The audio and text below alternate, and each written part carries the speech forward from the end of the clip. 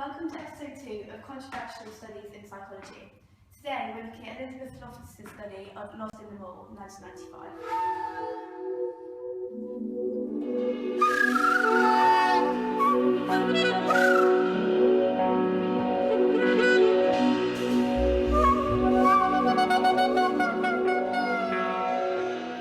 It makes sense to assume that our earliest and potentially childhood memories are most accurately recalled. However, this documentary will explore how much of our long-term memory is in fact accurate. According to a survey of 1,500 Americans by PLOS ONE, 2/3 of people thought that our memories act as video cameras of events that happen in our lives, which can be later retrieved.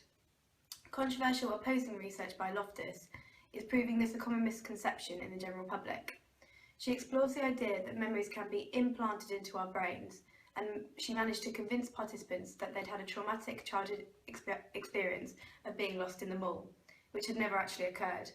Natalie Main took part in this study and has agreed to account her experiences when taking part. It was disorientating to find out at the end of the study that I'd been, well, from what I can see, brainwashed into remembering parts of my life which didn't happen.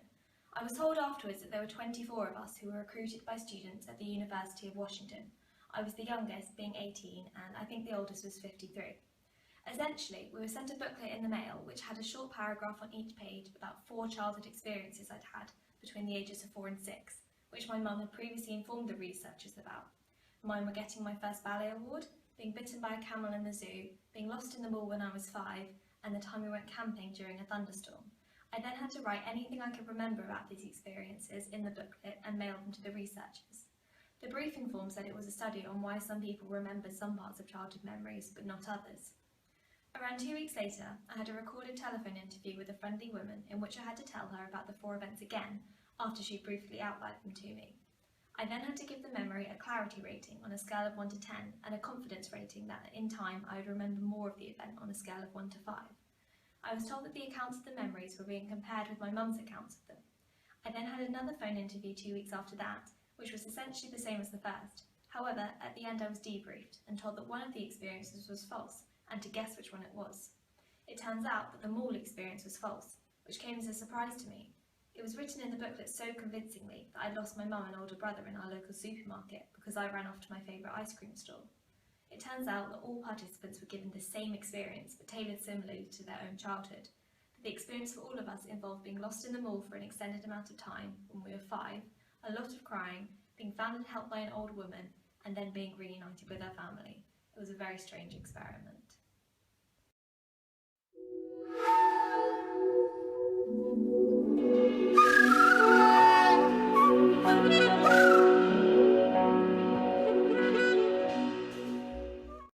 One of the students at the University of Washington has agreed to outline the results of the experiment. On receiving the booklets back, we found that 7 out of 24 participants either partially or fully remembered the false memory, and after the interviews this dropped to 6 out of 25, meaning 25% of participants were recalling a completely false memory. The other 75% resisted accepting that it had happened. Of those who remembered the false event, the clarity ratings for this were 2.8 in the first interview and 3.6 in the second, potentially displaying that the memory is being slowly more ingrained into their memory after repeatedly recalling it.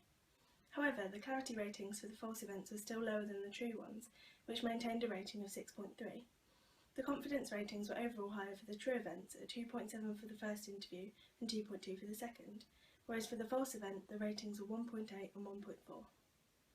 At the end of the experiment, of all the participants, 5 of those who claimed to recall the shopping mall memory chose one of their true memories to be the false one. Furthermore, although subjects sometimes correctly chose the false memory, it was done by a process of elimination, rather than definitely knowing they didn't get lost in the mall. One of our participants claims to remember key parts of the shopping mall story, but chose it to be false because she claimed her other memories were true without doubt. Overall, although the majority of participants were able to recognise the false memory, only 68% of the true memories were actually recalled, and 25% of participants were certain the shopping mall experience to be true, leading to question as to what degree we can trust our own memories. This could have implications in the justice system regarding eyewitness testimonies, as how could someone ever be brought to justice when we're aware of our memory inaccuracies? With such a controversial study and its ethics possibly in question, We must consider to what extent we can use this as clear evidence for the capability of our brains when recalling our own memories. Natalie has allowed us to know how she felt after the experiment took place. I honestly think there are some serious ethical considerations which are overlooked in this study. I felt completely deceived and wasn't informed that I was going to be deceived to such an extent, and now I'm left with this half-false, half-true memory. I have so much uncertainty of my own childhood now, and my mum is telling me she's worried it's caused me quite damaging psychological harm, especially considering the false memory was distressing. It puts into perspective just how malleable my memories are, and according to neuroscientist Costandi, ethicists are in agreement that toying with something as complex as memory may have unforeseen consequences. As well as it being harmful for my own well-being, the results of this study could be abused when used in a different context.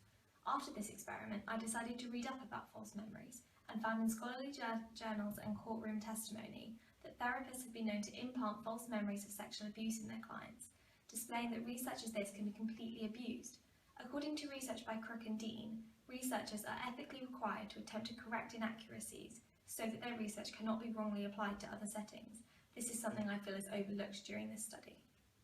Here at the British Psychological Society, we recognise that, although Loftus did make a great contribution to memory research, her research did not adhere to our code of ethics. This is one of the reasons that this study is viewed as so controversial. Loftus deceived participants as to the true nature of the study and did not gain their fully informed consent.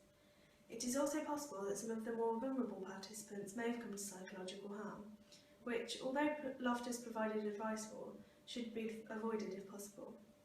Loftus could have gained prior general consent from a public sample to strengthen the ethical stance of her study.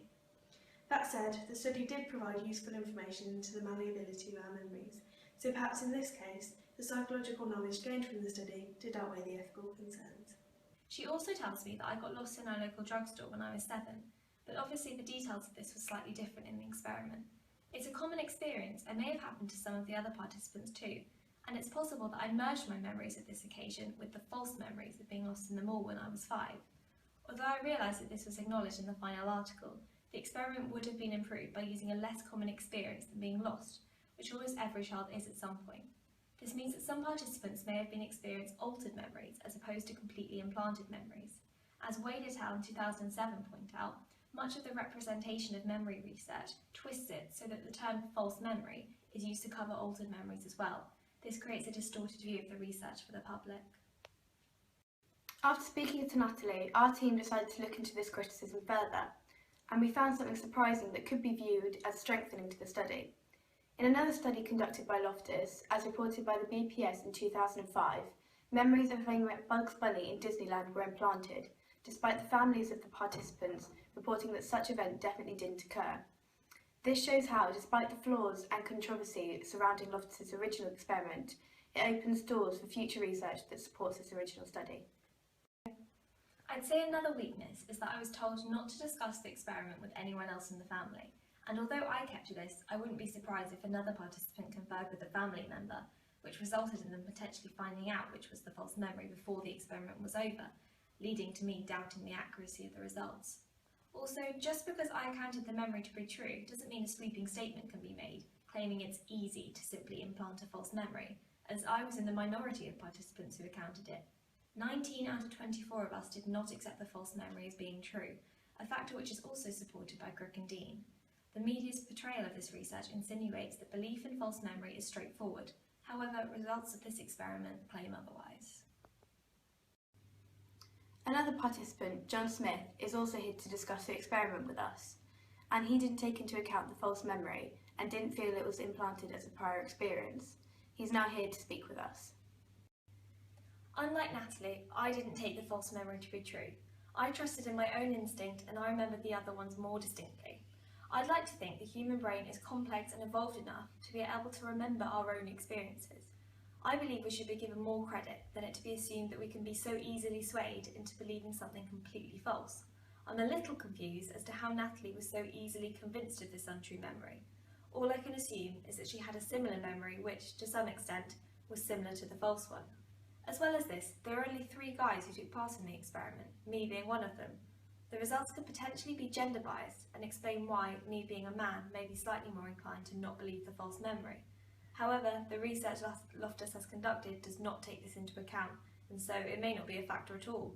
Further study needs to go into this area in order for it to be credibly stated that false memories can be easily implanted. For the purpose of this documentary, another participant, Brooke Sharp, was not debriefed over the phone after the experiment had concluded, but instead was debriefed by Loftus to display how the participant was informed of the deception after the study. Come in. Hi. Hi, Brooke.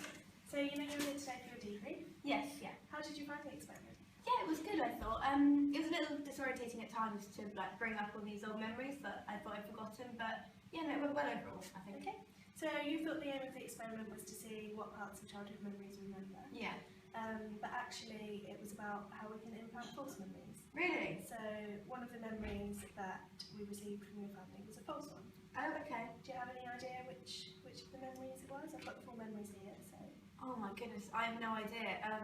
I completely believe them all to be true. I guess the haziest one for me, and the one I think I gave the lowest clarity rating, was when I fell over at the nativity when I was young. That's the only one I can think, because I remember the rest to be true. Well, your mum told us that one is actually true. Yeah. You did fall off the stage in the nativity. And actually you never got lost in a mall.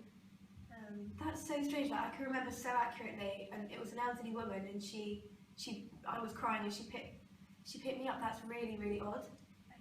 Well, I'm sorry we've deceived you like this, but yeah, I feel a little bit confused after all that.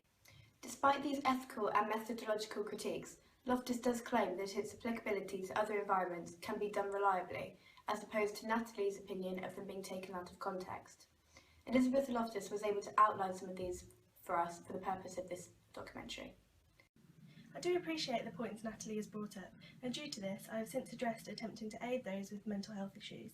I found that implanting false memories of those with addictions, disorders or post-traumatic stress disorder has potential, and it may be necessary to force people to engage in treatment.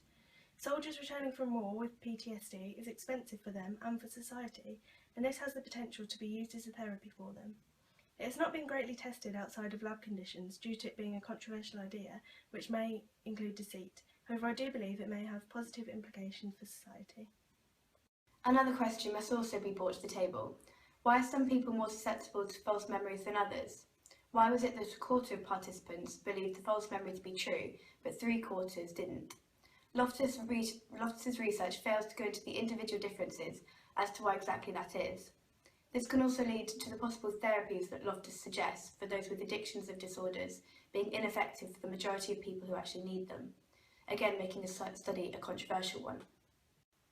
I do admit that the concept of individual differences in false memories is not something that was controlled for in my experiment.